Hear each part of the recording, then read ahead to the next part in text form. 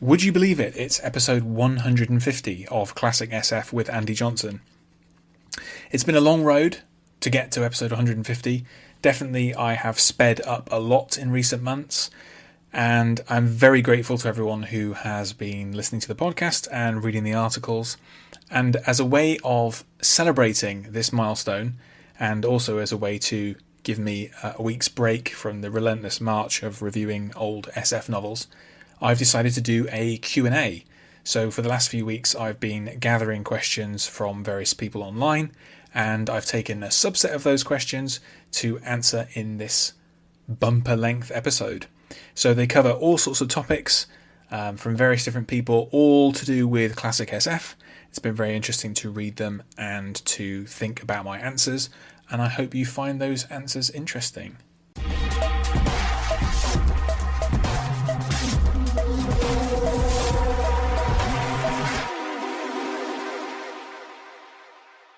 Okay, so the first question I've chosen is from Future Revisitations on Blue Sky, which I think works quite well by way of an introduction. And Future Revisitation said, "One thing I really value about your podcast is how you frequently give attention to the lesser-known works of well-known authors, John Brunner, Robert Silverberg, etc. I guess this is a conscious strategy to shed some light on otherwise hidden gems." Well, I really appreciate that comment. But it isn't actually a deliberate thing. So often I find I don't have that much to add when it comes to better known, more commonly discussed SF books. There's so much material out there about them. They've been written about so many times. It's very difficult to find a new angle. And often my opinion about them is not very different to the majority opinion. So it tends to be the case that I cover books which are a bit less commonly discussed. And it's often the case that I talk about writers that I've become acquainted with their work, and I feel like they're just really under-recognised. And I think John Brunner is very much in that category. He was very important in his day, I think, but then really kind of fell into obscurity, and I would like to play a small part in kind of rescuing his work from obscurity, I think.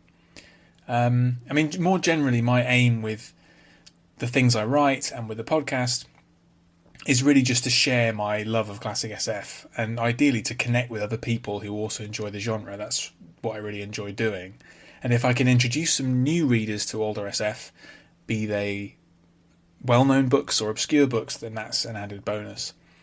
I feel like for a lot of people today, science fiction is really kind of primarily an aesthetic, really, and they're not that familiar with science fiction in print or with the kind of heart of the genre, what the genre is really about.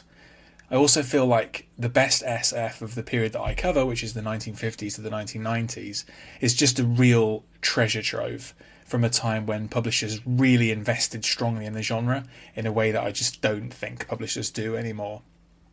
So for me, there's a lot of value in being able to go back and explore the work from that era, which I think is unrecognised. Especially by a lot of people who read contemporary SF.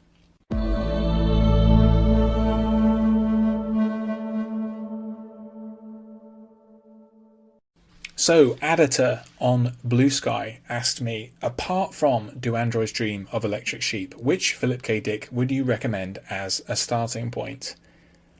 This is not a question that I can answer very usefully from my own personal perspective, just because I so far have only read two of Philip K. Dick's novels. The first one I read was Martian Timeslip from 1964, which I strongly disliked, and that really gave me pause, and it was a while before I read Do Androids Dream, which I thought was fantastic. So I think that's a good example of this process you can go through where you read a book by someone and you can dislike it, but you need to take a step back and approach that author from a different angle, read something else, and it may be that your opinion changes a lot, because that certainly happened for me. But what I would say is there are other people out there who are quite authoritative about Philip K. Dick who can give you some better perspectives. So one person I would recommend is David Agranoff, who you can find on Blue Sky. You can find him on YouTube as well. He is a very authoritative kind of PKD scholar who's been involved in a lot of projects related to him. And also the outlaw bookseller, Stephen E. Andrews, has made a number of videos about Dick's works. 2 of them very recent. One of about his 12 worst books, in Stephen E. Andrews' opinion, and then more recently about his 12 best books, in his opinion. And I think both of those are very interesting and well argued.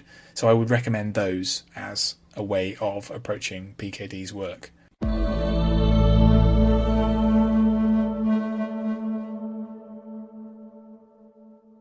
Tufty McTavish asked, do you have a process for deciding what to read? I do, and it's really simple. I select 5 books from the things I have on hand, the things I know I need to get around to reading. So I choose those deliberately and manually, kind of on purpose. And then once those 5 are chosen, I decide between those 5 randomly.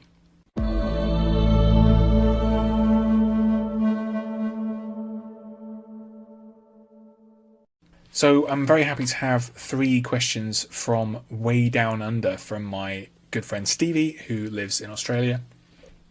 And the first one of his questions is, what are your thoughts on John Wyndham, and do you have any favourites of his work? I am fond of Wyndham. I like Wyndham quite a lot. And I've read all 4 of his big 4, I would call them, The Day of the Triffids, The Kraken Wakes, The Chrysalids, and The Midwich Cuckoos. And I would recommend all 4 of those. I think they're all deservedly very famous, very important examples of British SF novels. Of those 4, I would say that The Kraken Wakes is probably my favourite. I think that Wyndham had learned a lot about writing SF novels and writing disaster fiction from doing The Day of the Triffids. But The Kraken Wakes, I think, is faster paced and more cohesive. The Day of the Triffids has this strange thing going on where there's at least 2 distinct catastrophes happening. The mass blindness that opens the novel, and then the kind of appearance of the Triffids as an actual threat. And I feel like those 2 don't hang together as well as they could. I feel like he kind of divides himself a bit too much. The Kraken Wakes is very coherent and cohesive, and genuinely sort of quite unsettling and quite prescient as well in a way, because it is actually about climate change and climate breakdown. It's an alien invasion novel, but it's about aliens deliberately melting the ice caps to raise the sea level, to flood the world, basically, to try to bring about their dominance over the Earth, which is fascinating because that's basically happening, but we're doing it to ourselves. We don't need aliens to do it for us. So it's kind of unsettling in that sense. Wyndham, really fascinating author, underrated, still under-recognised, even though he's a household name. That's the amazing thing about him. Certainly in the UK, he's a household name. Everyone's heard of John Wyndham, and yet they haven't necessarily read his books, and I think they ought to, because I think they're very good and very important.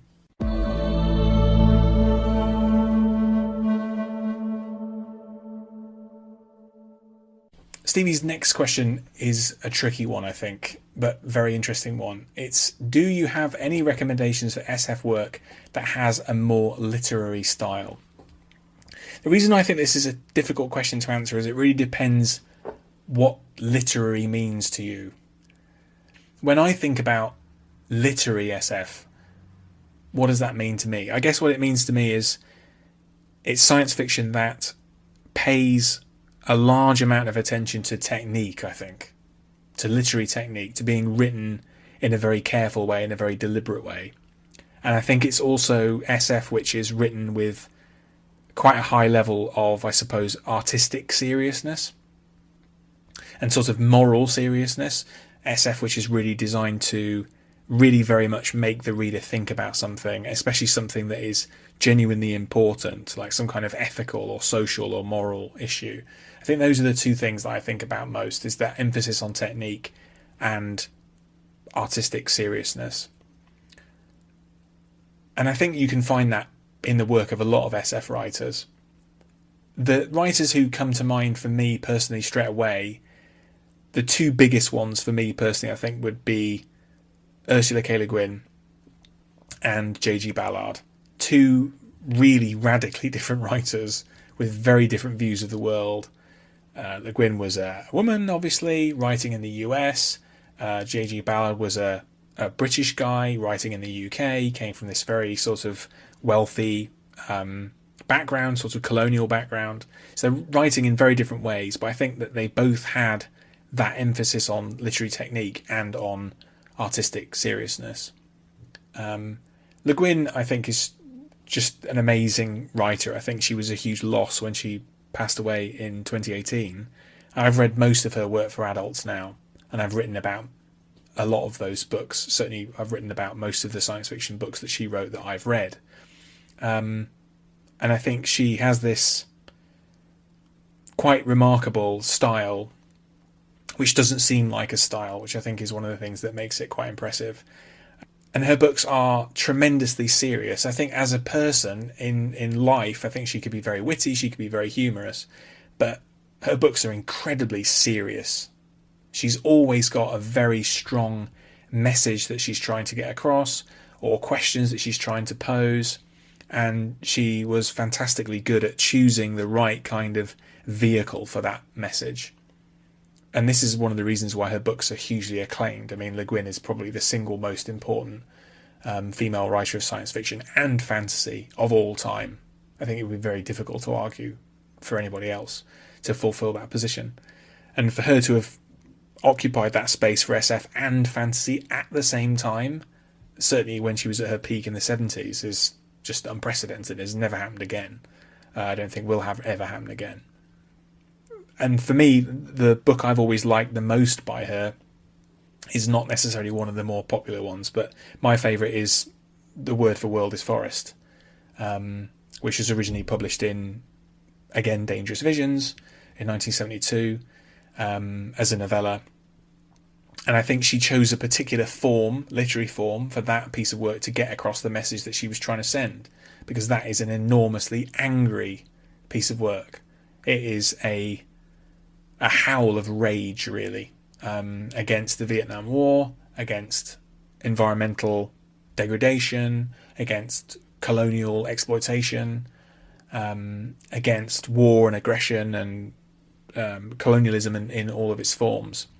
And it's a short, tight, violent, aggressive novella, and it just works brilliantly well. And I think it's her best.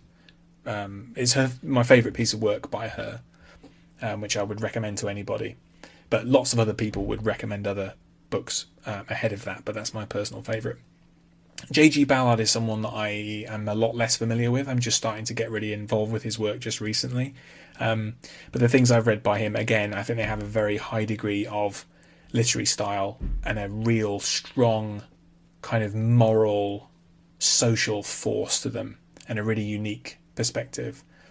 I just recently read Crash, his very controversial novel from 1973, which was made into a film by Cronenberg in the 90s. And Crash is just incredible. I mean, it's so difficult to kind of process.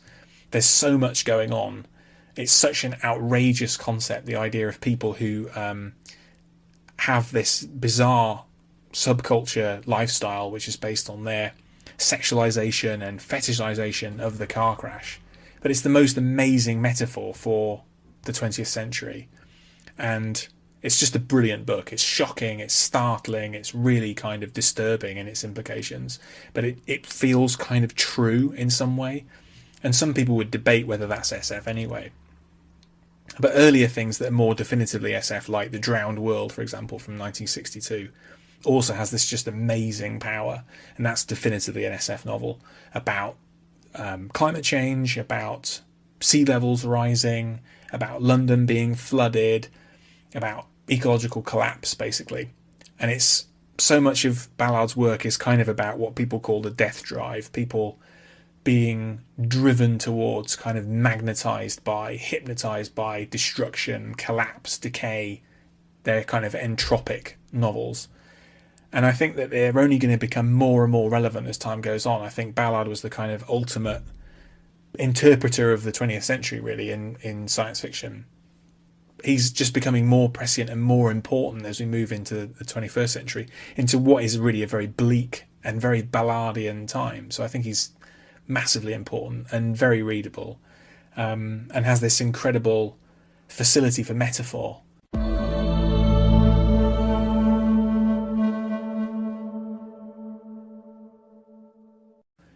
Stevie's third and final question is, what are your thoughts on Dune and the impact it had on SF as a whole? So I'll try to be brief about this, even though it's something I have a lot of thoughts about. I don't like Dune at all, really. I think it is a hugely overrated novel. I think a lot of the people who are huge fans of Dune, which is absolutely fine, they're entitled to their opinion. I feel like one of the reasons they like it so much is because typically they haven't generally read that much science fiction except Dune.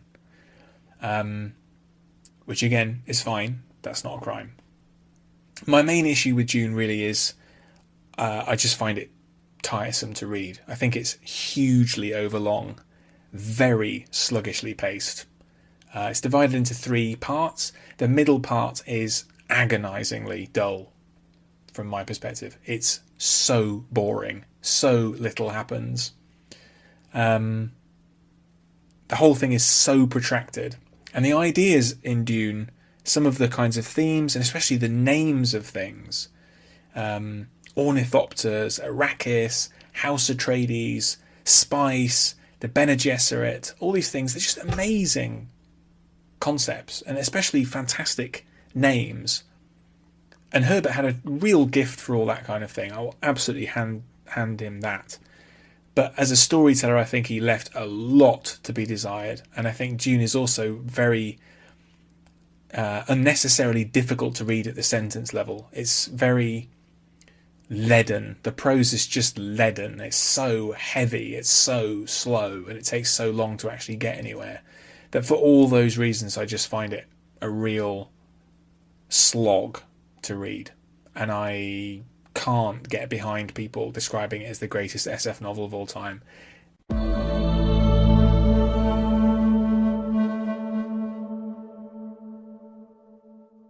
Another question from Tufty McTavish.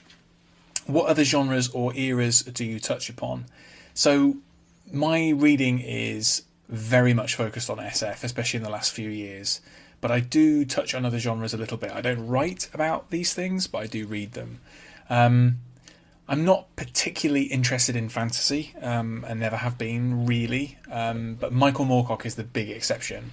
I've actually read more books by Moorcock than any other author by quite a large margin, and most of those are fantasy. I also really enjoyed The Falling Woman from 1986 by Pat Murphy, which I read and wrote about last year. I wrote about it on the sort of flimsy pretext that, although it's a fantasy novel, it is also to some extent to do with archaeology, which is a science, so I was able to get away with it by that method. I read some historical fiction.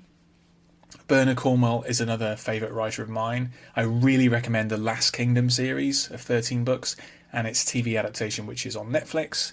And I am reading the Sharp series now, also by Cornwell, which is extremely long. I think about 25 books, and I think I've read 9 of them. They're very formulaic. They really do follow a formula, but it's just a fantastic formula. So if you enjoy one of them, you'll enjoy the rest, I think.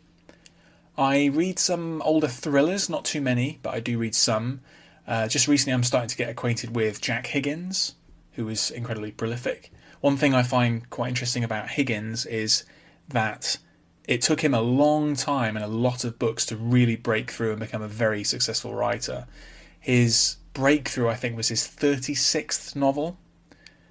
And it fascinates me that there are other thriller writers who had the exact opposite experience. Someone like Frederick Forsyth, for example, who had a huge hit with his first novel and really has never experienced struggling to get something read by people or struggling to sell.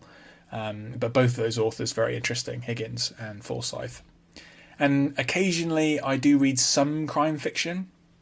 Not too often, but occasionally. The last great crime book I read, which was a couple of years ago now, was The Black Dahlia by James Ellroy, which was published in 1987.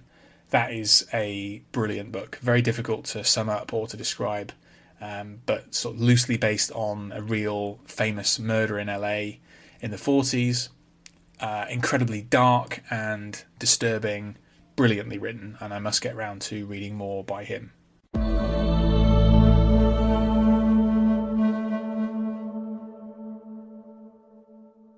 Another question from Tufty is, do you lean collector or curator? I am very much a curator, I would say. I am not a completist. I don't have that kind of personality. And even if I was, I don't have the space to store that many books, really. So I'm much more selective. And really, I see myself as kind of one link in a chain of owners for books. I get hold of them, I read them, and I move them on, unless I really love the book, or if I have a really strong affinity for that author. And one of the ways I think about it is because a lot of the books that I read are out of print, I'm searching through secondhand bookshops to find old vintage copies of books, and it can be difficult for me to find the things I really want to find. And for that reason, unless I have a really strong feeling for that book, I do generally want to move it on, not just for reasons of space, but also because I know there is other people, or at least I hope there's other people out there looking for that book. So if I had the chance to read it, it's only because someone else got rid of it. And if I get rid of it, someone else will have a chance to read it. So I do feel like I'm part of a chain. When it comes to books that are in print, I'm more likely to keep them because I don't feel that sense that other people need me to dispense with it in order for them to find it, because they can find it in bookshops, it's in print, they can order it online. So I feel differently in that case. But yeah, very much a curator rather than a collector, except in a few minor cases.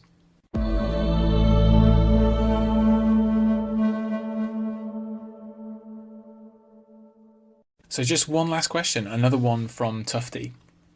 If you were asked to do a 15-minute presentation at very short notice, would classic SF be your specialist subject? And if so, what would you focus on?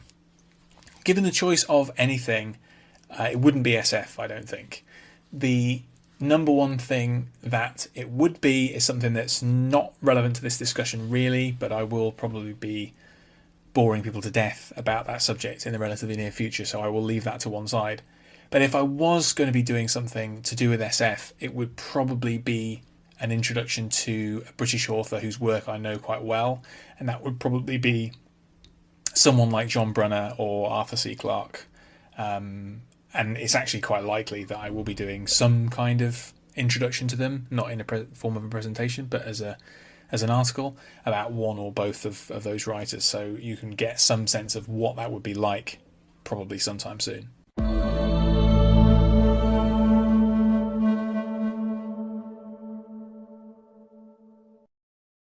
Okay, well that's a wrap. That brings an end to the questions I'm going to answer in this Q&A. It's been very interesting to read your questions and to answer them. I didn't get through all of the questions that I received. Some of the questions I don't think I could answer them in a particularly interesting way. Others I left to one side just for reasons of time, but I'm really grateful to everyone who asked one. Hopefully be able to do another one of these again, maybe for another major milestone in the number of episodes in the podcast.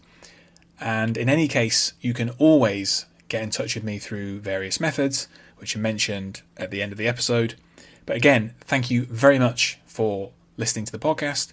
Thank you very much for reading the articles on andyjohnson.xyz. And until next time, peace out. Thanks for listening. For more classic science fiction reviews, visit andyjohnson.xyz. You can also find the show on YouTube and follow updates on Blue Sky.